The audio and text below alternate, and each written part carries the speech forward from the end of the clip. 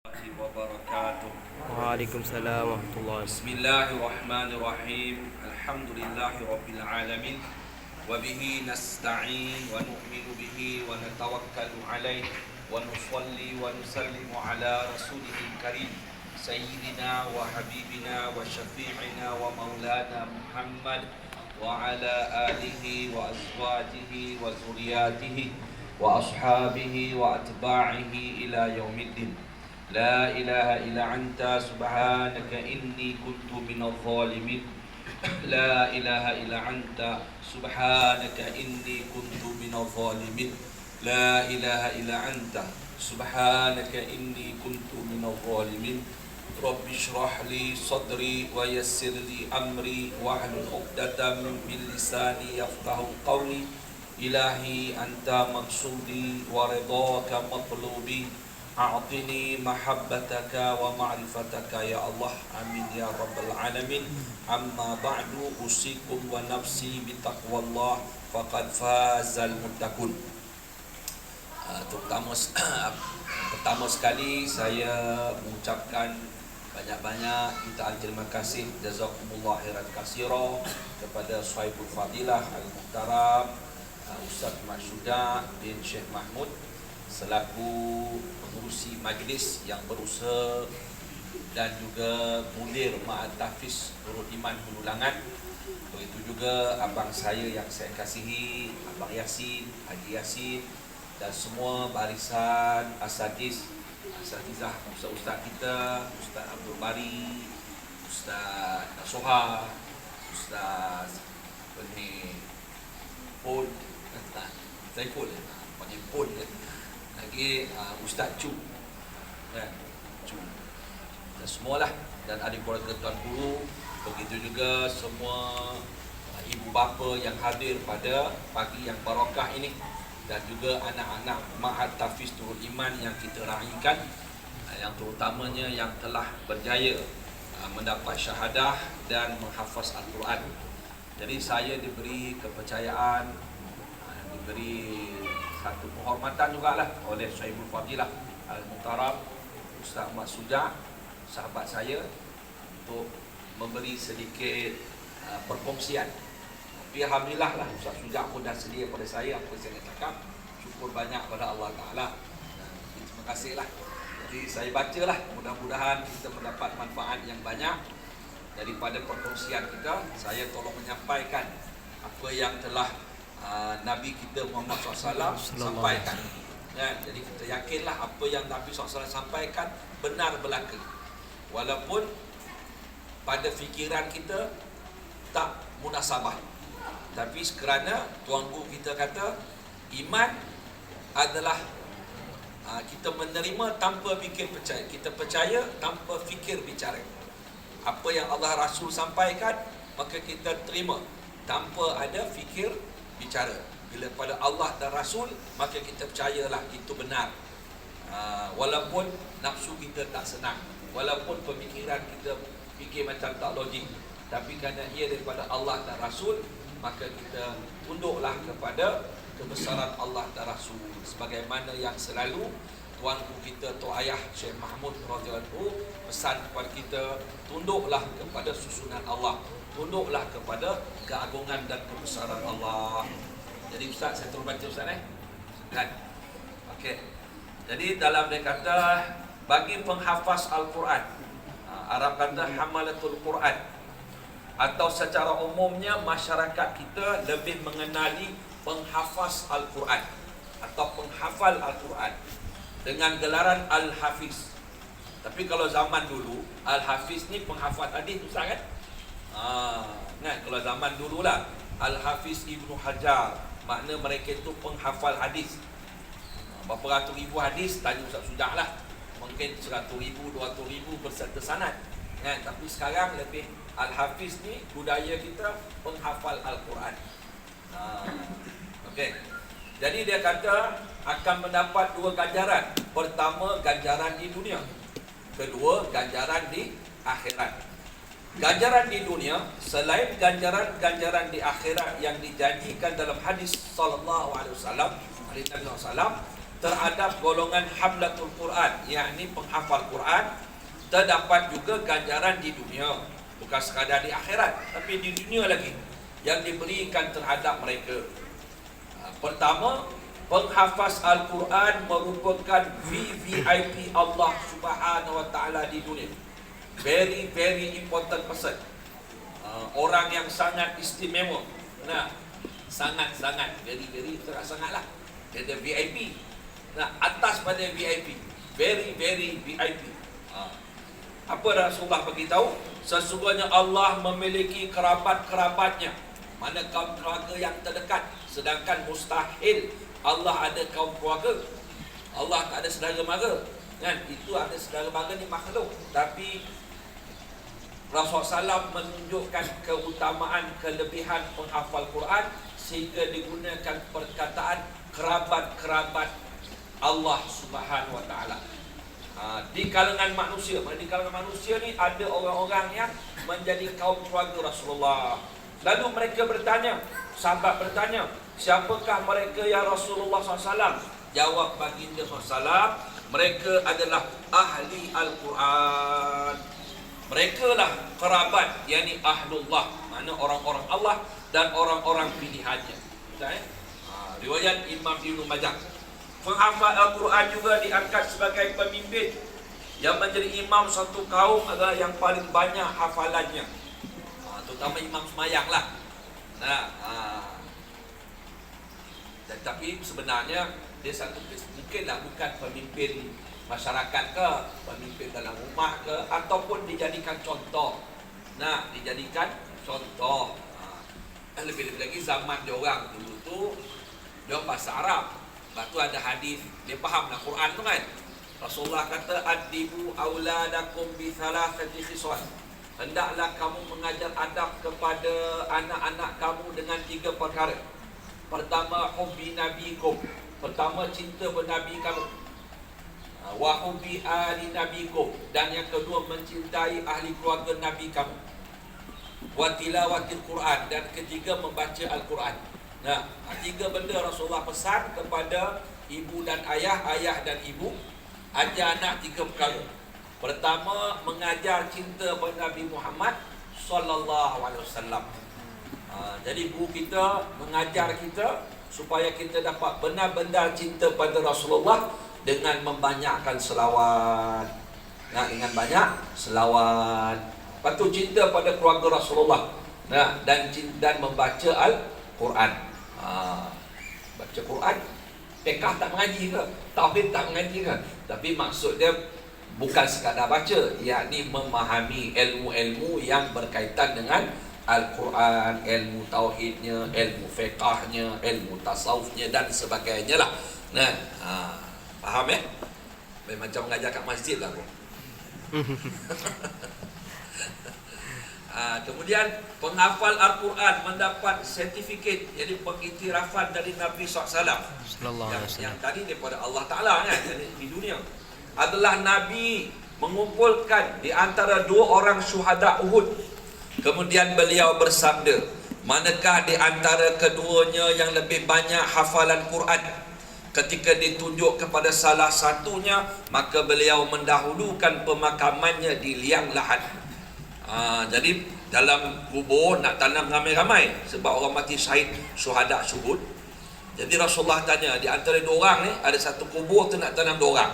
Maka Rasulullah SAW tanya, di antara 2 ni siapa yang paling banyak menghafal Quran? Maka ditunjukkanlah yang seorang ni. Maka yang seorang itu diletakkan paling depan lah. Jadi kubur ni boleh tanam ramai-ramai lah satu kubur. Tapi kalau kubur tu nak tanam ramai-ramai, campur lelaki perempuan yang bukan mahram, dia kena pisahkan jugalah. Jadi sebab apa? Allah Ta'ala melarang kita pergaulan bebas. Di dunia sampai dalam kubur pun tak boleh. Sebab ni satu ujian bagi penuntut ilmu. Masuklah, jadi kita penuntut ilmu ni dari segi tuan guru kita, Tok Ayah Syekh Mahmud, dia bukan sekadar kita belajar ilmu zahiriah ni, tetapi juga kita perlu belajar ilmu memperbaiki diri, ilmu nak berdamping diri dengan Allah Subhanahu Wa Taala kan. Jadi selalu masa saya belajar di Kok Sira dulu, Tok Ayah selalu sebut Salah satunya Tok Ayah sebut al-ilmu mazbuh baina fakhizal mar'ah. Betul tak? Ilmu itu disembelih di antara dua celah kelangkang perempuan. Kan? Jadi hampa nak mengaji, kan, kena mengelakkan perkara cinta cintun. Jangan nak mengarun, nak bercinta. Lebih-lebih lagi nak berjalan Tuhan. Sebab tu Tok Ayah kata, kalau kamu tinggalkan dua perkara, saya jamin kamu jadi wali. Dengar ni wali Allah. Apa dia? Dunia dan betina. Dunia dan betina. Tinggalkan dua perkara. Tanya Abang Yasin. Abang Yasin tu berkhidmatkan di Batu Lima tu. Lepas 7 tahun Abang Yasin tahun 90. Sampai tahun 97 kata Abang Yasin 97. Masa kan. Dia belajar ilmu lain pula. Ilmu perjalanan kesufian. Di bawah bimbingan guru kita, Tok Ayah. Bersungguh-sungguh masa ayah. Tak buat kerja lain. Kan? Buat lagi. Maksud dia tumpu kan. Daripada Singapura tu. Kan? Tok Ayah kita bawa panggil datang duduk di dapur. Masa dia khidmat tu, saya duduk Batu Lima tahun 95. Duduk di Bukit Gang tu. Ustaz Sujak, saya punya kawan. Ustaz Sujak, Ustaz Faiz, kawan-kawan kan. Kawan-kawan berdai-berdai kat lah. Ustaz Bari tak sempat tak sama dengan saya. Kan? Rupanya Abang Yasin kita, dia tidur, kan. Saya panggil Abang Yasin aneh. Aneh ni abang kata, Abang Yasin aneh tu apa? Aneh ni abang tak boleh kahwin lah, mana blood brother lah. Okey lah, saya panggil you aneh lah ini hari. Abang aneh kan. Okey lah. Jadi dia berkhidmat di bawah tuan guru kita selama bertahun-tahun tu, tidur tak ada bantal. Bantal pakai tangan dia. Masya Allah kan. Khidmat kan, tak ada kepentingan diri, serah kepada guru. Saya banyak tak serah, banyak kelentong lah kan. Jadi tak apalah, alhamdulillah, kot mana pun jadi kat ustaz, jadilah kan. Gurau je lah kan. Dan saya tak ada ilmu pun kan. Jadi berkat Tok Ayah lah, berkat guru kan, berkat guru kita. Saya tahu nak ambil tauliah, ni cerita saya lah, bukan cerita bohong, ni cerita betul ni. Ambil tauliah nak mengajar, dia 2 tahun sekali. Dia mengajar jakim lah, takmir jakim kan. Jadi nak cerita, saya pun nak ambil tauliah ni, kena interview. Nak kena tanya tu. Jadi saya pun pakai kurta. Saya kata aku nak pakailah songkok Tok Ayah ni. Apa Tok Ayah punya ni kan, kita nak test apalah guru kita punya kehebatan. Pakai songkok ni lah. Sebab saya tak ada syahadah, pakai songkok macam ni lah Ustaz. Kalau ada syahadah tu songkok tajam lah aku pakai. Okey lah kan. Pakai songkok Tok Ayah ni, pergi. Jadi sampai di dewan tu, di Masjid Jami' Port Dickson, daerah Port Dickson lah. Semua tanya, kena tanyalah, kena baca itu, baca Quran lah, tanya itulah ni. Aku tak apalah. Jadi saya pun masuk. Nama saya dipanggil Salihuddin Perwira. Panggil kan. Masuk tu. Allah, ni tuan guru dia kata. Tuan guru kan. Pada aku kan tuan guru pun. Tuan guru. Yang nak interview saya 2 orang tu, ustaz-ustaz tu, salam cium tangan aku. Salam cium tangan. Dia kata tak payah tanya dah ni, keluluh dia. Saya kata tak tanya kan. Tak payahlah. Tengok. Baru songkok Tok Ayah kita pakai. Belum lagi ilmu dia kita amalkan. Jadi kena jagalah. Nak cerita kita ni kena jaga Tok Ayah punya nama. Kan? Sebab bila kita buat satu kesalahan, saya muzakarah dengan anak saya Mak Nufail. Mak Nufail tu dia alim daripada saya ni. Jadi tanya, dia kata dalam kitab, mana kita ni macam umpama kita ikut guru Tok Ayah ni, kita punya kesalahan ni, dia macam putera Rasulullah jugalah. Putera Rasulullah ni, dia kalau buat dosa kecil, kita punya kecil, dia punya dosa besar sebab dia membabitkan Sayyidul Mursalin. Macam kita juga, kalau kita buat perangai tak semenggah, kita akan membabit, mencemarkan nama guru kita. Ini anak murid Syekh Mahmud lah ni, pengikut Syekh Mahmud lah ni. Kan? Sedangkan dia orang yang ada satu kedudukan yang baik, istimewa di sisi Allah dan Rasulullah. Jadi sebab kita merosakkan nama baiknya. Jadi termasuklah untuk diri saya jugalah.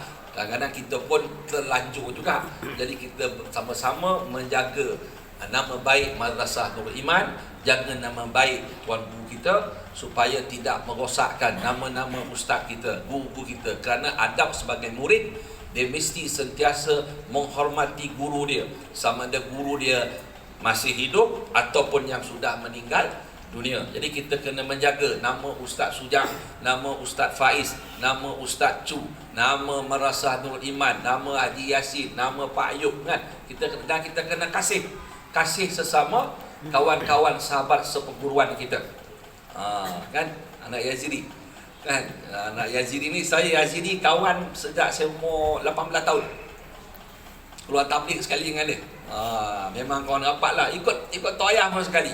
Dengan Fitri dia cakap lah, memang membesar sekali sampai dah sekarang. Sebab tu terharu kan tengok anak Nurul Iman ni, sesengah tu anak kawan-kawan saya. Kan anak sahabat-sahabat saya, Masya Allah, kan anak cucu aku pula jadi hafiz, Masya Allah, kan. Lepas tu yang di bawah asuhan Madrasah Nurul Iman pula, betul tak? Dalam dunia Madrasah Nurul Iman, tok ayah tahfiz dia tak banyak, kan. Kalau perempuan di Batu Lima, lelaki di Tunjang dan sinilah, lupa dah, tak ingat. Ustaz Bari pun keluaran Nurul Iman juga, belajar dengan saya punya Biras. Ustaz Faiz, Ustaz ni saya bukan mengajar ni, berborak. Ustaz Ramli, Ustaz Ramli. Lepas tu sambung ke Stoi, sambung ke Pakistan. Maknanya keluaran Nurul Iman ni ada jasa lah, jangan risau lah, kan, ada jasa. Saya teringat kata kisah Bai Wahab. Bai Wahab Pakistan lah. Bai Wahab ni orang tabligh lah, kan. Saya kira tabligh sikit, up lah sikit. Gurau je lah, kan. Dia ni mubayyin lah. Jadi orang tanya dia, sebab biasanya kita ni akan risau, anak aku masuk pondok belajar tahfiz ni, apalah masa depan ni. Itu biasa, kan. Biasalah. Baru dia ada orang telefon saya, dia nak hantar dia anak dia pondok. Lepas tu tanya, macam mana Ustaz, kalau kerja tu macam mana kalau belajar pondok ni? Saya kata, tak apalah, ambil SPM. Ambil SPM tu, kan. Ada macam tu lah. So, dia risaulah macam mana masa depan tu mah. Okey lah. Jadi ada satu orang Pakistan datang jumpa Bai Wahab. Dia tanya Bai Wahab, dia kata, anak aku ada beberapa orang lah.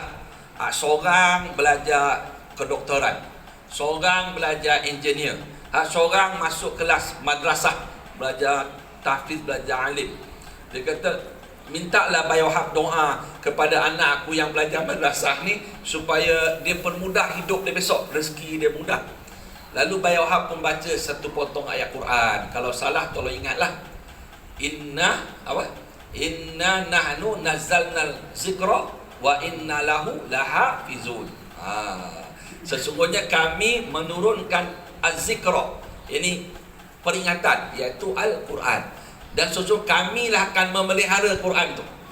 Bagi air ni 2 jam aku ceramah ni, kan. Gurau je Ustaz. Bismillahirrahmanirrahim. Saya kalau tak bercakap hilang ingatan. Mabuk panak kan. Gurau lah. Ada orang dia minum TO ni mabuk. Orang minum ketum mabuk, dia minum TO ni mabuk. Yang tu memang dahsyat lah tu, kan. Aku kan suruh hamba minum ketum. Benda tu haram, jangan duk babit-babit. Remaja sekarang kan, dengan dadah, dengan air ketum, dengan seks bebas, berbagai-bagai. Jadi tu saya kata tadi, kita kena sentiasa nak jaga nama guru kita. Ingat guru kita. Bila nak buat ingat, aku ni ada guru aku tok ayah. Kita kena jaga nama dia. Mudah-mudahan dengan niat kita nak jaga nama baik guru kita, Allah ampun dosa kita, Allah terima kita segala kebaikan kita. Okey, cerita balik. Jadi Bai Wahab kata, Allah Ta'ala dah bagi tahu, sesungguhnya dia akan jaga Al-Quran. Jadi tak perlu aku nak doa, dia kata, sebab anak kau belajar ilmu Quran, belajar ilmu para Nabi dan Rasul. Dia mewarisi ilmu Rasulullah. Jadi mereka itu akan, Allah dan Rasul menjamin kehidupan mereka. Yang tak dapat jamin ni dua ni, kata, engineer dengan doktor. Belum tentu lagi. Cuba kau tengok, doktor dengan engineer mati banyak hutang woi. Rumah berhutang, kahwin berhutang, kereta berhutang, nasib baik anak tak ada hutang hanya. Oh, lagi parah. Kalau campur orang kaya-kaya, siapa pergi rumah kawan-kawan kaya, semua hutang ustaz, dia kata. Rumah hutang, kereta semua hutang. Mati tinggal hutang. Kan? Jadi kita jangan bimbang, jangan ragu, yakinlah dengan janji Allah dan Rasulullah. Kita banyakkan selawat. Mudah-mudahan Allah Ta'ala mengangkat darjat kita semua, memelihara kita daripada tipu daya dunia, tipu daya nafsu dunia, nafsu syaitan, iblis dan sebagainya. Sebab ini janji Nabi SAW, siapa-siapa yang orang-orang yang sentiasa melazim baca Quran, maka mereka itu dianggap sebagai kerabat Allah, orang-orang Allah. Istimewa lah. Satu kisah satu ulama lah, Maulana apa? Siapa nama pengarang Safatul Safasir? Ali Sabuni. Syekh Ali As-Sabuni. Saya baca dalam satu artikel anak dia tulis lah. Jadi Syekh ni, dia, Tok Ayah kata dia wali Allah lah. Jadi tapi dia di bidang ilmu. Wali Allah ni dia ada seratus bidang ilmu, macam Tok Kenali lah. Tok Kenali lebih pada bidang ilmu, ada yang macam-macam lah kan. Yang apa tu, Syekh Ali Sabuni ni, dia bangun 2-3 pagi katanya. Dia bangun, dia sembahyang tahajud, dia wirid, kemudian dia masuk perpustakaan dia, menulis, mentelaah kitab. Kemudian dia akan pergi ke masjid untuk bertadarus sesama kawan dia. Sebelum subuh dia orang baca 5 juzuk Quran. Hebatlah kan. Sebelum subuh tu 5 juzuk. Maulana Syekh ni, dia pengarang kitab Safatul Tafasir. Tapi dia banyaklah kitab yang terkenal, Safwah lah kan. Tapi banyaklah dia punya kitab-kitab karangan dia. Satu tu saya baca kisah tu, satu ulama tu, dia bila dia mengajar kan, dia mengajar nanti banyak orang menangis. Kita banyak orang ketawa, orang menangis, orang bertobat bila dia mengajar tu, orang bertumpu pada Allah. Maka anak murid dia tanya, Syekh ni bila mengajar dia kata masyarakat orang boleh ingat pada Allah sebagainya, hancur hati dengan Allah, apa boleh Syekh? Dia kata setiap malam, dia kata sebelum subuh dia akan bangun baca Quran 10 juzuk setiap hari. Masya Allah kan, 10 juzuk. Dia orang ni menjadi Al-Quran ni menjadi makanan dia orang. Kata guru kita lah, makanan setiap hari dibaca. Bermakna tentulah mereka itu telah diasuh, dilatih sejak daripada kecil. Macam anak-anak ni kan, daripada kecil lagi sudah dibiasakan membaca Quran. Jadi mudah-mudahan bila keluar daripada sini pun pembacaan Quran itu menjadi makanan kita. Tok Ayah kata bacalah Quran sehingga mukjizat Quran itu masuk dalam daging, darah dan daging kamu. Masa tu saya mengaji di Kok Sirah lah. Tok Ayah syarahkan, dia galakkan kami baca Quran lah. Dia kata bacalah Quran sehingga mukjizat Al-Quran itu masuk dalam darah dan daging kamu. Kerana Quran ini, kata Tok Ayah, dan dalam kitab Hikam Abu Madian, dia kata Quran yang 30 juzuk sudah tamat turunnya. Kan? Yang 30 juzuk sejak pada Bismillahirrahmanirrahim Fatihah sampailah Qul Huwallahu Nas, sudah tamat dia punya turunnya. Tetapi Quran yang mukjizat itu berkekalan. Dia berkekalan turunnya. Sebab tu dia kata wa nunazzilu minal Quran ma huwa syifa wa rahmah lil mu'minin. Betul dan kami sentiasa nunazzilu fi'il mudhari'. Fi'il mudhari' ni present tense dan future tense. Kan, perbuatan yang sedang berlaku dan yang akan berlaku. Dia dawam, istimrar, berkekalan. Kerana Al-Quran itu adalah bukti Allah ada sifat kalam. Bukti ada sifat Allah, sifat kalam. Sifat kalam Allah tidak ada suara, tidak ada bahasa, tidak ada huruf, tidak ada susunan-susunan. Betul tak? Kalau ngaji tauhid lah. Dan Allah berkata-kata baqa', kekal, berkekalan. Dan Allah berkata berkekalan. Sebab tu para awliya dia memahami bahasa-bahasa ketuhanan, sebab dia memahami kalam Allah yang sentiasa Allah tajallikan. Yang Allah tajallikan, yang Allah zahirkan. Jadi itu kena belajar dengan Tok Ayah lah kan, nak faham bahasa-bahasa ketuhanan tu kan, kalam Allah. Saya muzakarah dengan Tok Ayah lah. Saya kata dulu untuk mengaji ilmu tauhid, kalam, sifat kalam itu bakar. Tak terfikir pula. Kan? Bila ikut ayah ni, saya faham maknanya macam Tok Ayah lah. Kan dia kata bahasa ketuhanan, maknanya diorang memahami kalam Allah yang sentiasa Allah turunkan. Bukan Quran 30 juz, itu dah habis turun dah. Tapi mukjizat Quran itu sentiasa turun. Sebab dia kalam Allah yang berkekalan. Jadi itu kena proses dengan bersihkan hati. Jadi anak-anak jangan sangka dah habis mengaji, habislah. Tak, kita ada satu lagi bentuk pengajian. Bentuk pengajian untuk mengenali Allah. Ustaz mengenali Allah Subhanahu Wa Taala, dan itu satu pengajian yang sangat halus. Mesti ada satu guru yang membimbing, macam kita ikut bersungguh-sungguh lah. Banyak selawat, sebab Quran ini turun kepada Nabi SAW, dan Nabi SAW itulah Allah pun berselawat. Nabi Adam AS diampun dosa oleh Allah kerana berkat nama Muhammad. Kalau maksud dia, saya nak sampaikan, kita punya kata ulama sufi, kenapa iblis itu ibadatnya tak ni. Tidak boleh ibadat tapi dia sombong. Aba wastakbara. Lagi ada ilmu, lagi dia sombong. Lagi dia buat ibadat, lagi dia sombong. Kerana ibadat dia itu tidak ada hubungan dengan nur Muhammad sallallahu alaihi wasallam. Jadi kita janganlah beribadat, aktiviti seharian kita tidak ada berhubungan dengan nur Muhammad sallallahu alaihi wasallam. Kalau tak ada berhubungan dengan nur Muhammad sallallahu alaihi wasallam, maka kita akan ditipu dengan ibadat kita, dengan ilmu kita, dengan kekayaan kita, dengan kerja kita, dengan pangkat kita, dengan keturunan kita. Imam Ghazali kata manusia ni banyak tertipu. Kadang-kadang tertipu dengan ilmu dia, tertipu dengan ibadat dia, tertipu dengan harta kekayaan dia, tertipu dengan keturunan dia, tertipu dengan masa lapang dia, tertipu belaka. Jadi kata ulama sufi, kita kena ada perhubungan dengan Nur Muhammad sallallahu alaihi wasallam. Jadi siapakah orang yang ada perhubungan nur tu? Mari kita kena bertawasul dengan dia, kita kena berselawat supaya kita terpelihara pada perangkap-perangkap keduniaan. Lebih bagi anak-anak didik ni, dia akan hidup membesar, mungkin bekerja, mungkin berkahwin dan bagai-bagai lah, kan? Masa korang dekat sini daftar bandi lah, kan? Keluar kan ya ye awak. Nak kan? Tu mak kata Tok Ayah kan. Tok Ayah kata saya tak heran kamu dah angkat zikir, sebab dah angkat zikir semua kamu dapat dalam pelukan guru. Semua kan, dah boleh menangis lah, boleh itu, semua zauk lah. Itu semata-mata ke pelukan guru yang dia nak tengok selepas angkat zikir.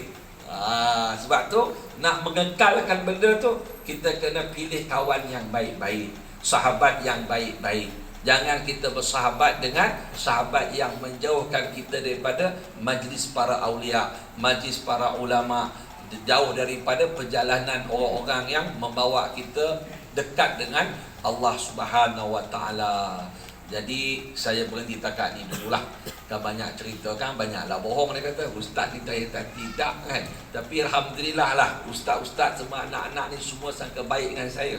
Kan, kalau Allah buka lah buruk saya depan anak-anak, la ajidin macam ni roman ni. Tapi alhamdulillah kan, Allah tutup saya punya keburukan. Terima kasih banyak-banyaklah kepada Ustaz Sujak, pada Abah Yasin dan keluarga Tuan Guru, ya, dan semua keluarga yang hadir semua.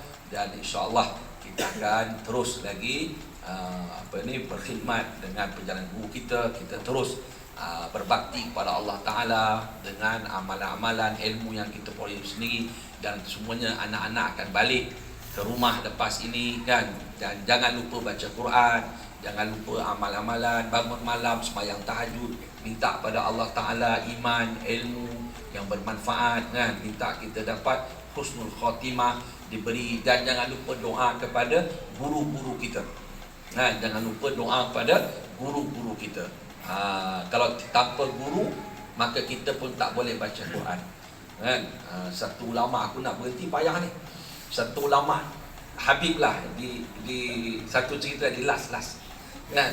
Dia masa belajar di Hadramaut, guru dia pukul dia. Kemudian rupanya bukan salah dia, salah orang lain. Guru dia minta maaf. Dia kata, maafkan aku kerana aku telah salah mengambil tindakan kepada guru. Dia kata dia tak ada kecil hati pun, sebab memang dia tak ada, seolah-olah dia bagi dia orang, kalau guru sembelih dia pun dia tak kisah. Dahsyat lah. Sebab tu ada lagu apa tu? Apa namanya? Satu nasyid kan? Nasyid apa yang murabi ada betul kan? Kalau terjemahan tu, ada satu terjemahan, sekiranya guru aku menyembelih, aku pun aku redha. Tapi bukanlah ustaz sudah nak sembelih hamba ni cerita. Maksud dia sangka baik, kasih dengan guru tu, sehingga kan kalaulah guru aku sembelih, aku pun aku terima. Nah, tapi tu boleh tak buatlah sembelih anak, nak boleh nak cerita kasih. Mana kena kasih guru. Jangan sombong dengan guru, jangan kutuk. Alah, dia kata Ustaz Bari ni, contoh kan, janganlah begitu. Nanti tak ada berkat ilmu. Orang yang tak menghormati guru, kata ulama, dibimbangi mati su'ul khatimah, dicabut imannya ketika mati.